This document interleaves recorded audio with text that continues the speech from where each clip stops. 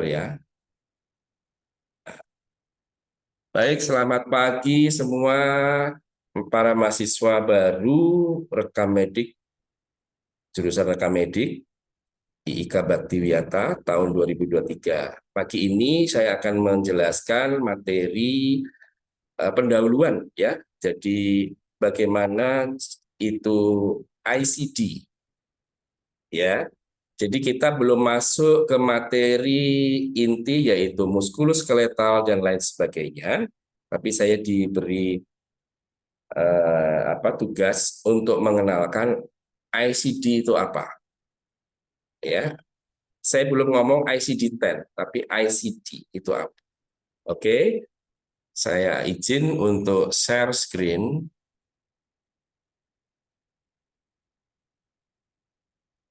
Apakah sudah nampak? Sudah, Pak. Sudah, bagus, terima kasih.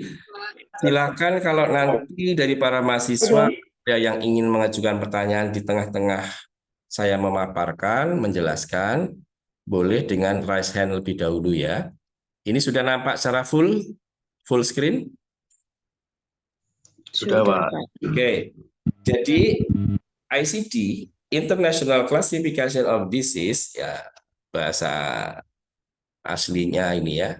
Jadi suatu kumpulan penyakit istilahnya ya, mengklasifikasikan lah ya secara internasional ya.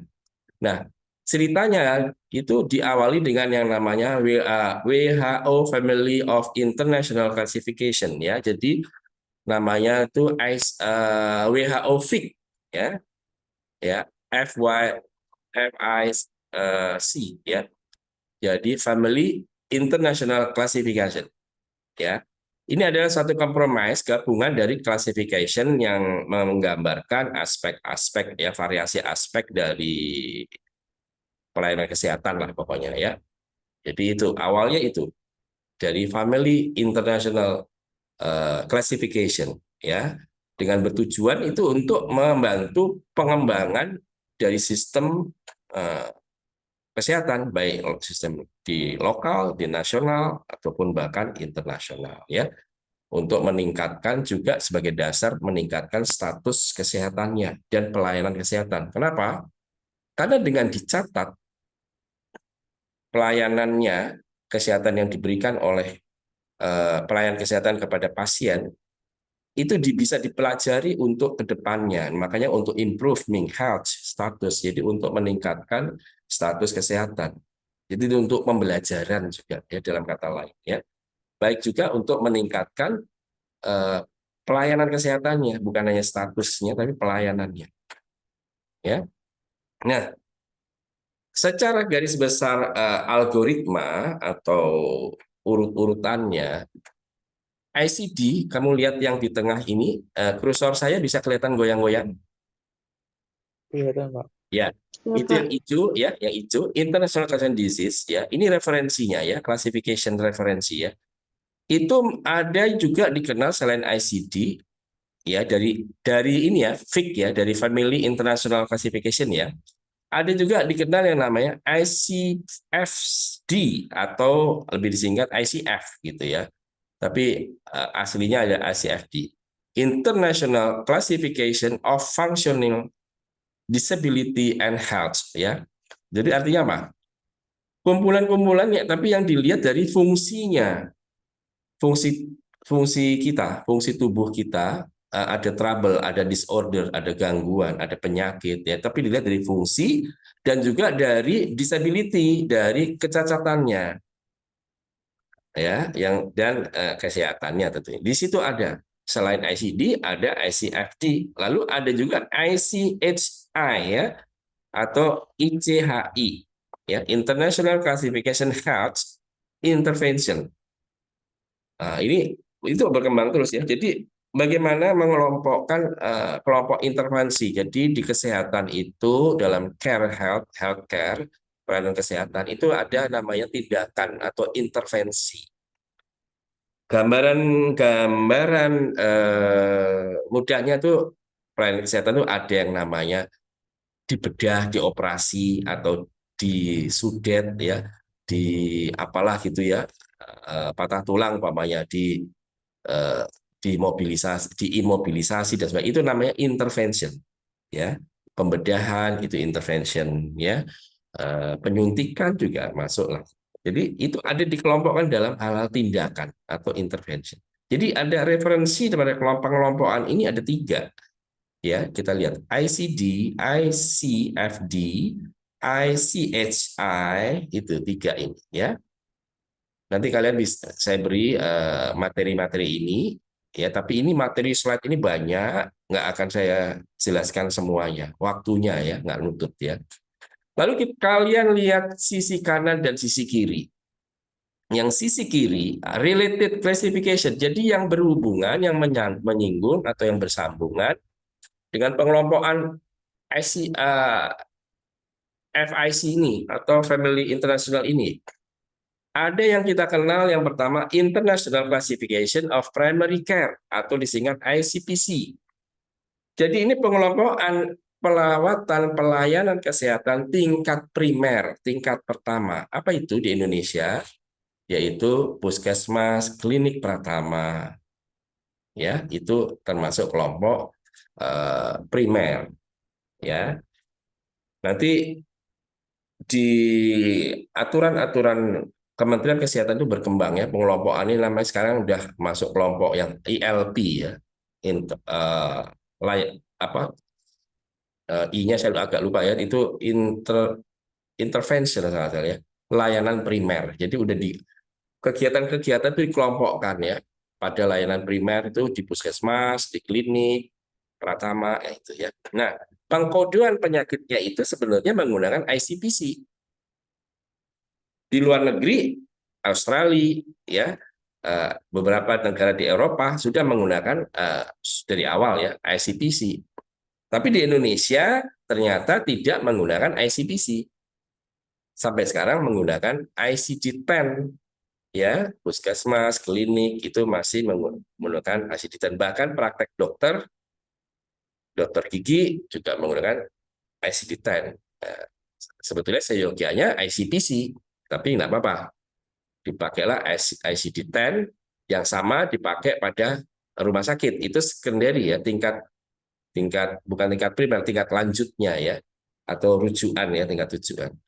Baik, saya lanjut yang berhubungan dengan pengelompokan ini atau related classification. Yang kedua adalah ICECI ya, International Classification of External Causes of Injury. Jadi ada pengelompokan masalah-masalah penyebab-penyebab dari luar. Ya. Intinya penyebab-penyebab luar tuh nanti kita bicara di ICD-10 itu ada ya. Contoh aja supaya nggak kamu bingung maksudnya apa. Penyebab luar external causes itu artinya external causes of injury ya. Jadi penyebab luar yang terjadinya cedera ya, injury itu cedera. Ya, contohnya orang naik sepeda pancal ditabrak, diserempet sepeda motor, jatuh, luka. Nah, itu luka itu injury ya atau cedera akibat external causes ya, penyebab-penyebab luarnya, yaitu serempet sepeda motor. Nanti akan dilihat tuh pengelompokannya. Itu di jalan raya, highway ya, atau di trotoar itu, atau trotoar itu apa namanya? Apa? Pedestrian ya. Ya, itu akan diatur di ICD. Di ICD-10 pun juga ada ya. Begitu juga yang ICPC, nanti di ICD-10 juga ada. Makanya ini dipakai sebagai nanti ujung-ujungnya kita menggunakan ICD-10 ya. Ada lagi yang namanya DDD ya, di Anatomical Therapeutic Chemical ITC dan Classification System with Defined Daily Doses ya. Jadi ada masalah terapi baik secara chemical, obat-obatan maupun juga membahas tentang daily dosis ya, apa namanya, dosis-dosisnya ya. Itu dasarnya, relationnya. Lalu yang terakhir ada di situ diatur pada ISO 999 atau technical aids ya, pertolongan, teknik-teknik pertolongan. Ini lebih apa? Lebih luas ya. Jadi itu. Nah, kamu bayangkan aja 3 ICPC, ICECI Dan ATC dan DDD ini kan kental banget dengan pelajaran kedokteran. Iya apa enggak? Iya enggak? Ya, ICPC Ya, itu kan masalah pengelolaan penyakit primer, pelayanan primer di puskesmas, di klinik ya, dan sebagainya. Lalu yang kedua itu penyebab-penyebab luar ya, luka-luka atau cedera-cedera atau patah tulang atau sebagaimana yang masuk cedera yang disebabkan oleh kejadian ya, external causes. Dan yang selanjutnya di bawah masalah pengobatan dan sebagainya. Nah itu luar biasa. Jadi rekam medik ini kamu siap nggak jadi mahasiswa rekam medik? Ini harus kamu kuasai dasar ilmunya, masalah ini anatominya, kamu lihat ini ya, anatomical, therapeutic chemical, nah, masalah kefarmasiannya, masalah laboratoriumnya, ya, jadi luar biasa. Namun tidak sedalam mahasiswa kedokteran, ya, hanya mengenali tekniknya apa itu tentang kaitannya apa dan sebagainya itu saja. Tapi kenapanya dan bagaimananya itu tidak diajari. Tapi apa itu saja, ya. Lalu kalau lebih dalam kan kenapa dan bagaimana. Lalu tindak lanjutnya itu bagaimana itu tidak diajari, ya. Nah, kalian harus siap dulu. Lalu kita lihat yang sisi kanan, derived classification. Artinya apa? Turunannya atau terusannya dari tiga referensi di tengah ini. Yang paling utama adalah referensi di ICD. Kelanjutannya itu nanti, derivatnya itu nanti ada pengembangannya lagi. Itu ada yang disebut ICDO. Angka 3 itu adalah mungkin edisi ketiga ya. International Classification of Disease for Oncology. Apa itu onkologi? Mungkin sudah ada yang tahu. Silahkan. Ada yang mau menjawab? Onkologi apa? Izin menjawab, Pak. Ya, silakan Dimas. Onkologi adalah ilmu yang mempelajari tentang tumor. Bagus sekali. Jadi kamu dapat beasiswa tidak percuma ya. Jadi masalah-masalah tumor ya, onkologi.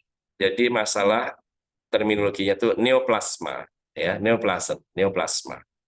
Walaupun di ICD-10 nanti ada, tapi diatur juga di yang dikhususkan di ICD-O ya, atau ICD onkologi. Lalu yang kedua, ICD-10 itu sendiri, tapi yang dilihat pada mental and behavior disorder. ICD-10 pada mental and behavior disorder. Ada yang tahu ini apa? Silakan raise hand. Ada yang tahu? Mental and behavioral disorder. Ada yang tahu? Siap buka kamus dari googling juga boleh. Karena ini belajar ICD itu ibaratnya kayak belajar bahasa. Ya, belajar ICD ini seperti ibarat belajar bahasa. Silakan apa artinya? Pakai raise hand biar tahu siapa yang bicara. Baik, Egis, Firly. Ya, izin menjawab, Pak.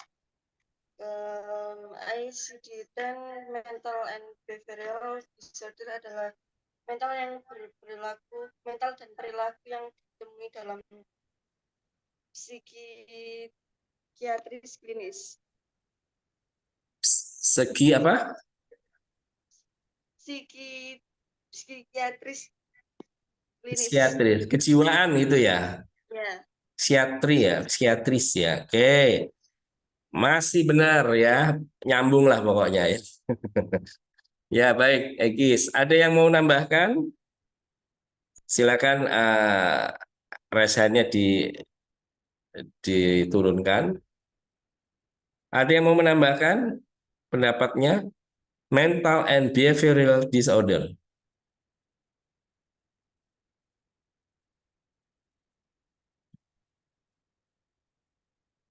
Silakan, ada yang mau menambahkan? Egis, raise-nya diturunkan, diklik sekali lagi supaya turun. Nah ya. Ya, Pak, maaf. Ada yang menambahkan lagi?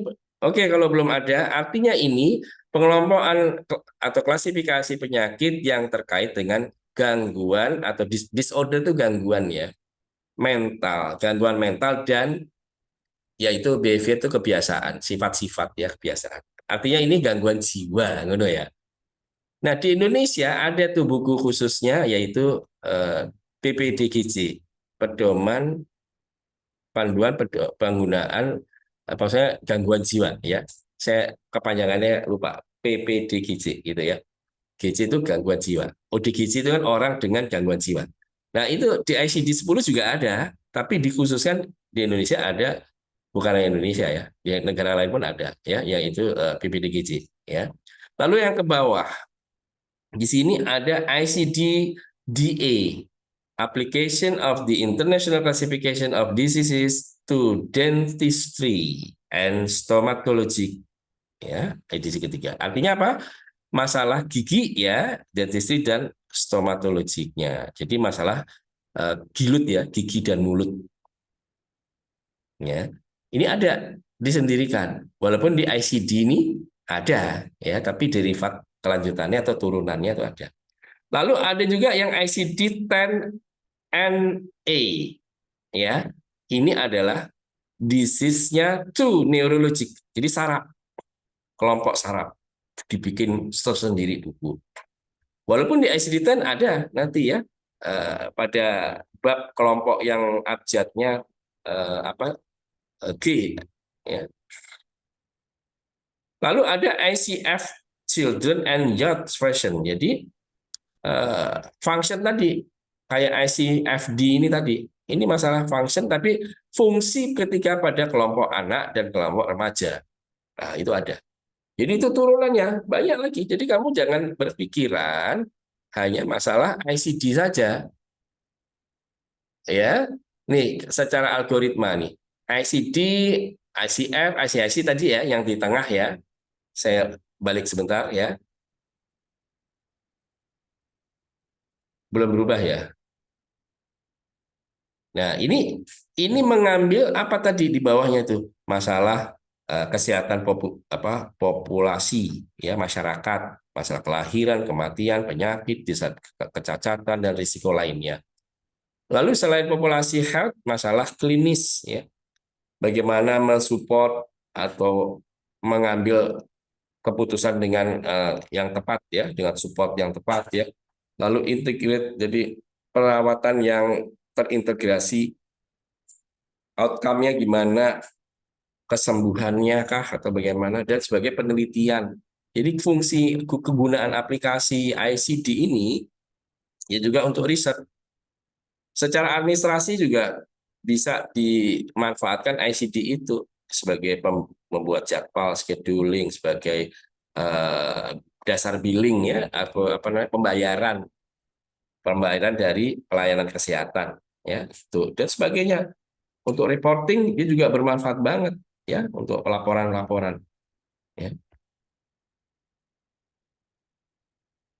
Oke, nah itu ini saya stop share dulu, saya ganti slide lagi. Jadi itu gambaran utamanya ya bagaimana yang disebut dengan ICD. Nah, sekarang kita masuk ke yang ICD-10. Jadi kita punya gambaran sebenarnya ICD-10 itu awal muawal dan sebagainya itu untuk apa ya, dari WHO FIC tadi, Family International Classification tadi ya. Nah, ini gambaran-gambaran lain yaitu ini saya tampilkan yang namanya ICPC tadi ya, sebelum ke ICD-10. Ini ICPC ya, International Classification Primary Care. Jadi sebenarnya ini ICPC ini ya untuk puskesmas, untuk klinik ya, tapi kita di Indonesia menggunakan langsung ICD-10.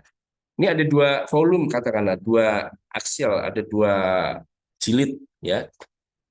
Volume atau jilid pertama terdiri dari 17 chapter, 17 bab, membahas tentang sistem body, anatominya dan permasalahannya ya. Dengan kode huruf ya, alpha codes base ya. Gitu. Lalu yang jilid 2-nya atau volume 2-nya ada 7 ya, 7 chapter ya untuk identitas komponen isinya ya. Ya, itu ada 2 digit kode. Nah, itu gambarannya. Nanti banyak ini nanti silakan kamu baca ya, saya akan kasih share ke kamu ya. Lalu yang keduanya saya ingin sampaikan yang selain SCPC tadi apa tadi ICF ya. Ini ICF function tadi and disability. Jadi tujuannya apa? Untuk memprovide dari basic scientificnya ya terhadap konsekuensi dari kondisi kesehatan seseorang ya. Juga sebagai establish dari apa? Ya kembali kayak bahasa komunikasi ya. ICD itu kan sebenarnya kan komunikasi bahasa ICD tadi ya yang kita menggunakan dengan kode-kode. Kita kode-kode ya. Nah, itu. Lalu juga untuk comparison ya. Untuk comparison ya. Mengcompare ya terhadap sesama negara lain atau daerah lain itu compare jadi suatu kelompok yang sama. Classification ya. Dan lain sebagainya. Ini manfaat-manfaatnya. Baik. Kita lanjut ke intinya ICD, pengenalan ICD. Ya, ini. Sudah kelihatan? Sudah, Pak. Ya, Sudah, Pak. ya. Nanti saya full screen. Nah, sebelum itu saya merecall dulu ya ocehan saya atau penjelasan saya di sini. Coba tadi kita dengar bersama, semoga kalian memahami ya. Apa sih itu WHO FIC ya, Family Internal Classification. Ada yang tahu nggak? Ada yang masih ingat nggak? WHO FIC ya, Family International Classification. Apa tuh?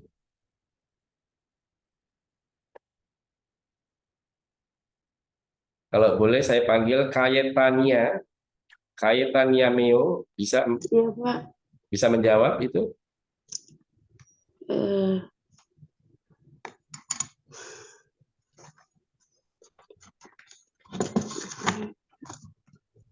Oke. Coba nanti dibaca ulang, mungkin tadi kurang mendengarkan ya, makanya tadi saya diawali kan saya beri penjelasan-penjelasan harus fokus ya. Jadi WHO FIC itu bagian dari apa? Kelompok-kelompok atau classification dari kondisi kesehatan ya, di mana ada 3 referensi di situ. Apa saja mungkin yang di 3 referensi ini yang bisa menjawab siapa? Silakan raise hand. Silakan siapa? Pradipta kah? Zakia kah? Laila atau siapa? Vika? Siapa yang mau? Andinda, silakan. Andinda, raise hand. Oke. Izin menjawab, Pak. Ya. 3 kelompok itu ada ICD, ICFD, sama ICHI. Ya, betul ya. Saya nggak nanya masalah isinya apa, tapi udah betul. Jadi kamu nyimak ya, bagus. Kalau lalu yang kedua resen Sri Anita ya, coba Sri Anita pada derivatnya atau keturunannya nanti atau lanjutannya nanti apa saja yang kamu ingat tadi? Ayo, Anita ya tadi ya. Apa? Mohon maaf, Pak, kurang jelas. Boleh diulang Ya, pertanyaannya? keturunannya atau derivatnya dari ICD nanti atau kelanjutannya itu ya bersamaannya itu nanti itu kan ada tuh kalau di slide saya yang kotak yang sebelah kanan ya itu apa saja ICD apa? Kalau tidak salah tadi tentang ilmu kedokteran gigi, lalu ilmu tentang saraf.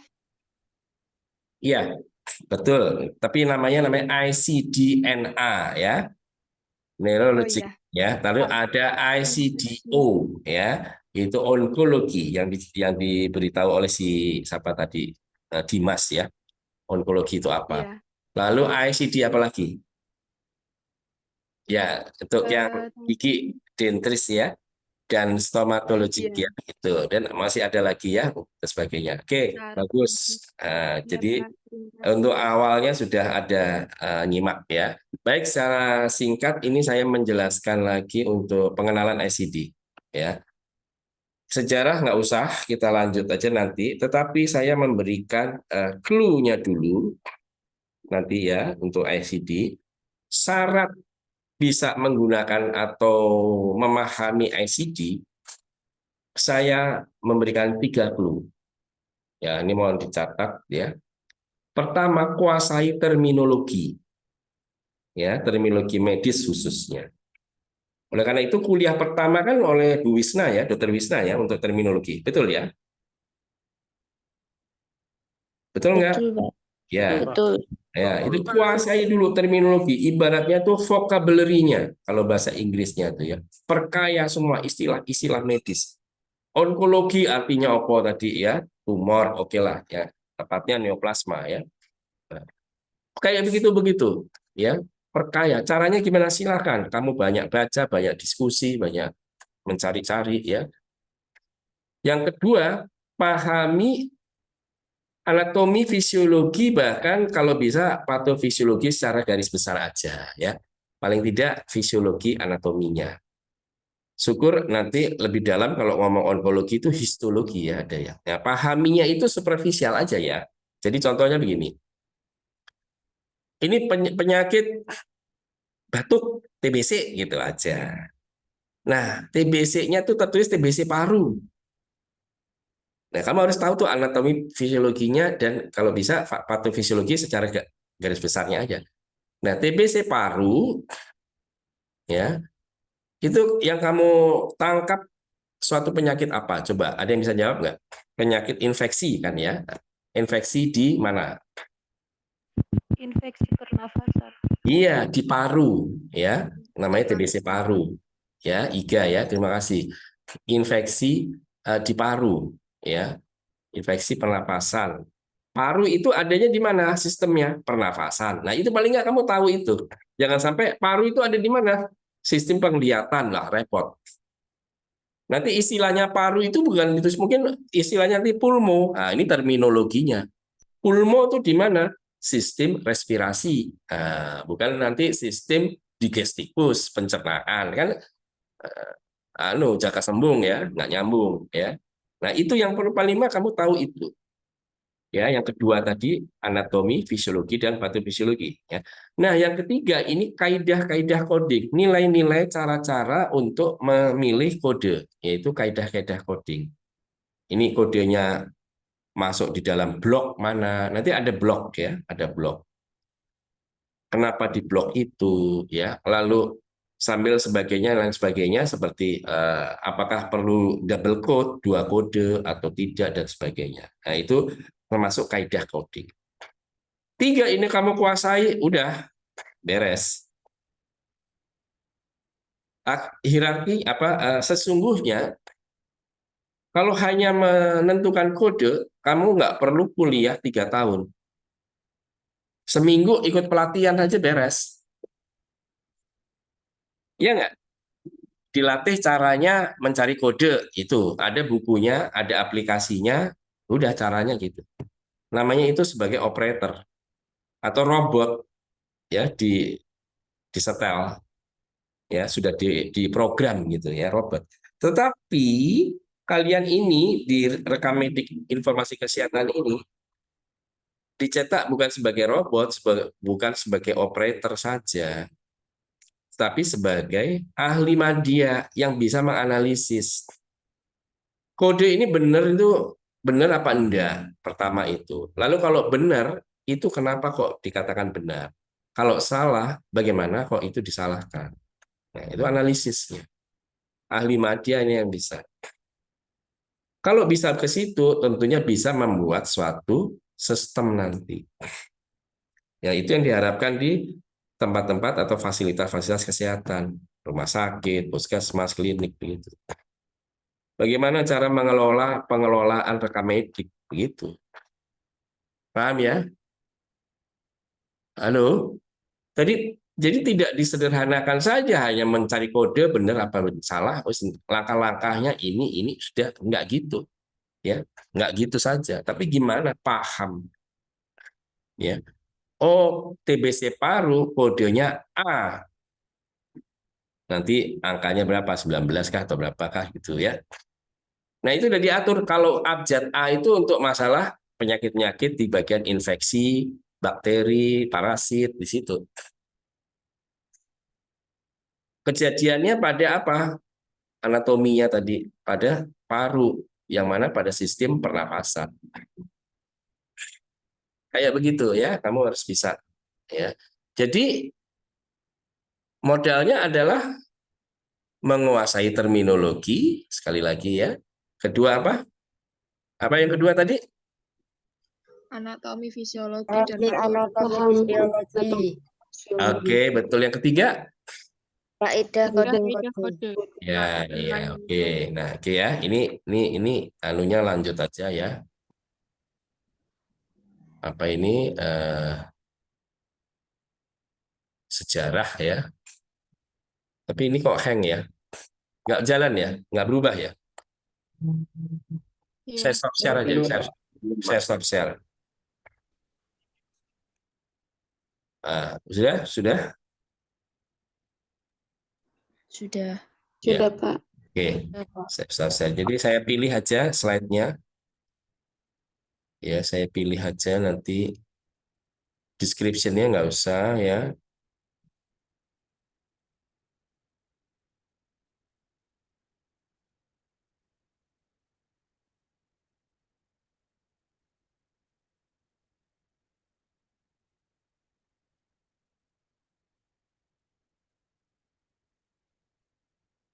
Jadi nanti di buku ICD itu ada volume 1 dan volume 3.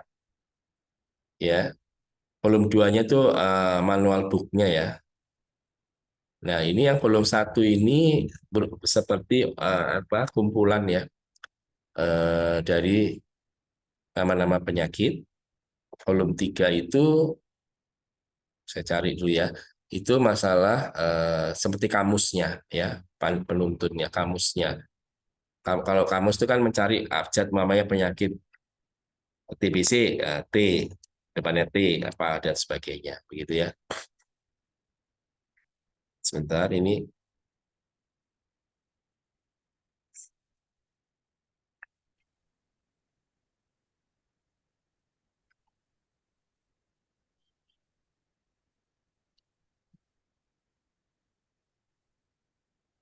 Oke, belum ya, nanti ya.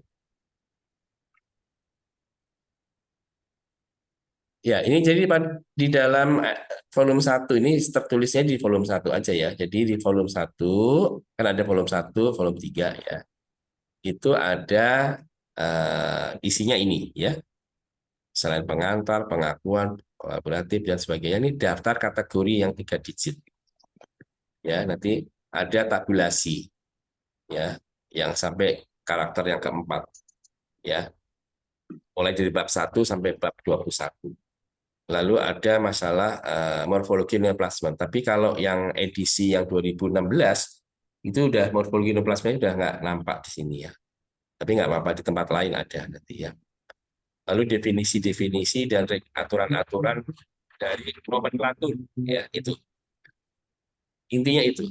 Jadi nanti minggu depan kita masuk ke bagaimana cara menggunakan ICD-nya ini ya. Yaitu ini sebagai sekilas ya.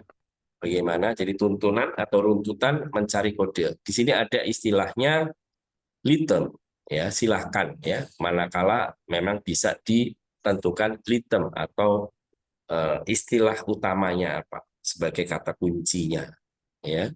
Itu nanti kita bicarakan minggu depan ini. Lebih lanjut ya sampai ke bawah ini. Tetapi seyogyanya semua itu kamu harus mengenal 3 poin tadi. Apa saja tadi? Terminologi, lalu apa? Anatomi. Anatomi patofisiologinya dan kaidah coding. Itu. Coding. Ya. Baik, berhubung waktu juga, mohon maaf nanti kuliah berlanjut minggu depan karena sini sudah jam berapa ya? Udah lewat ya? 7:30. Nah, ya udah lewat ya. Udah lewat ya. Jadi saya akhiri, tapi sebelumnya saya beri kesempatan kalau ada yang mau bertanya dari pengenalan ICD ini. Jadi kita belum masuk ke muskuloskeletal, kardiovaskular itu gampang nanti ya. Tapi pahami dulu. Ada yang mau ditanyakan?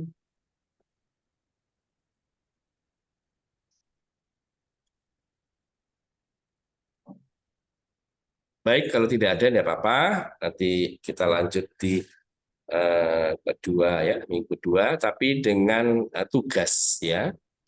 Setiap mahasiswa membuat 3, ya terserah kamu mau ngambil yang mana. Dari buku ICD ya silakan, dari googling ya boleh.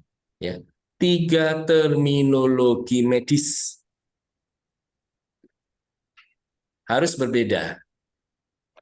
Jadi para ketua suku, Komting dengan PJMK-nya koordinasi ya, bagikan ya, supaya tidak ada yang double. Caranya gimana? Bisa dari buku ya, mungkin bab 1 nomor ini si kamu ya dibagi habis ya kan, itu kan berapa ratus ribu nama penyakit terminologi ya kan. Nah, nanti ambil 3 satu mahasiswa ya, ambil 3, lalu itu apa? Jelaskan. Jadi terminologinya. Contoh tadi TBC paru, apa namanya? TB of lung ya, tulisannya gitu Bapaknya. Itu apa? Penyakit infeksi yang disebabkan oleh kuman tuberkulosa di paru. Nah, itu. Jadi sudah menggambarkan apa? Terminologi, arti terminologi dan anatominya ya. Itu aja dulu. Kaidah codingnya nanti belum, karena kan nanti kita belum saya ajari ya.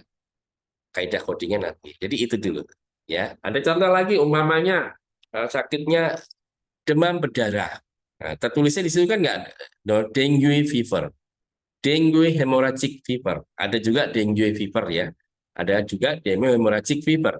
Nah, itu apa tuh? Dengue hemorrhagic fever. Itu apa? Penyakit demam berdarah atau demam yang diikuti dengan perdarahan yang disebabkan oleh virus dengue. Nah, itu saja sudah menjabarkan arti atau terminologinya dan anatominya, fisiologinya. Ya, gitu ya. Jadi itu yang PR-mu, buat di PowerPoint 1 slide aja masing-masing. Lalu nanti ditampilkan di sini ya, yang beruntung bisa menampilkan di sini.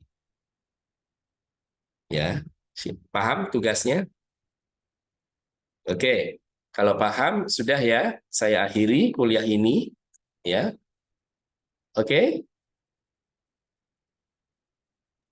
Ada yang Baik, Pak. Oke, saya akhiri, saya stop